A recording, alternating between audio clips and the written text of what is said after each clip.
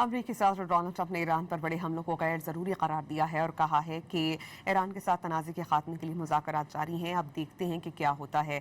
दावा किया कि ईरान के 250 तैयारे और 159 कश्तियाँ तबाह कर दी गईं। ईरान हर वो काम करने पर आमादा है जो वो कभी करने पर राज़ी नहीं होता। मुज़ाकरात की खबरों के दौरान ईरान पर मुसलसल 13 रातों से जारी फ़ज़ाई हमलों का सिलसिला थम गया।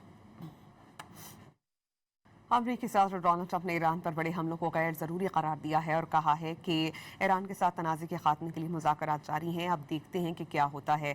दावा किया कि ईरान के 250 तैयारे और 159 कश्तियाँ तबाह कर दी गईं। ईरान हर वो काम करने पर आमादा है जो वो कभी करने पर राज़ी नहीं होता। मुज़ाकरात की खबरों के दौरान ईरान पर मुसलसल 13 रातों से जारी फ़ज़ाई हमलों का सिलसिला थम गया।